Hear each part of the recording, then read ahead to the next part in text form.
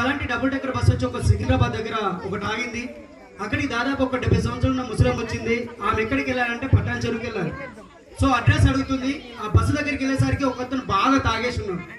So ఆమె అడుగుతుంది, ఓ కొడుక నీ దండం పెడతా, నీ కాళ్ళు మొక్కుతా బిడ్డ, ఇక్కడ పైన బస్సు ఏడబోతుంది కింద బస్సు ఏడబోతుంది కొడుక. ఏంటో ముసలానా కొడుక, పైన బస్సు ఏడబోతుంది కింద బస్సు ఏడబోతుంది, నువ్వు ఆగు చూసి చెప్తా. పైన బస్సు పటాన్ చెడు పోతుంది, కింద బస్సు ఖైరతాబాద్ పోతుంది. నువ్వు ఎక్కడ పోవాలి కొడుక? నేను పటాన్ చెడు. అయితే పైన బస్సు ఎక్కువ. ఆమె ఎంత స్పీడ్గా పైన బస్సు ఎక్కుతుందో అంత స్పీడ్గా వచ్చి కొడుతుంది. అరే ఏంటో ముసలానా అడ్డా చెప్పి నేను కొడతావు, నేను అట్లా మనవాడా? ఆ పైన బస్సులో డ్రైవర్ లేడు, అదేనా పోయి గుర్తుకుంటే నా పరిస్థితి ఏంది? ఆ పటాన్ చెరువు కూడా ఎందుకు వెళ్తుందంటే పాప ఆమెకు పిప్పి పన్ను వస్తుంది. ఆ పిప్పి పన్ను తీసుకురావడానికి డాక్టర్ దగ్గరికి వెళ్తే వారి మధ్య సంభాషణ, ఓ డాక్టర్ కొడుక నీ దండం పెడతా, నీ కాళ్ళు మొక్కుతా బిడ్డకి పప్పి పన్ను వచ్చింది, జర తీసి పెట్టవా? అమ్మ నువ్వేం బాధపడకు, కూర్చో.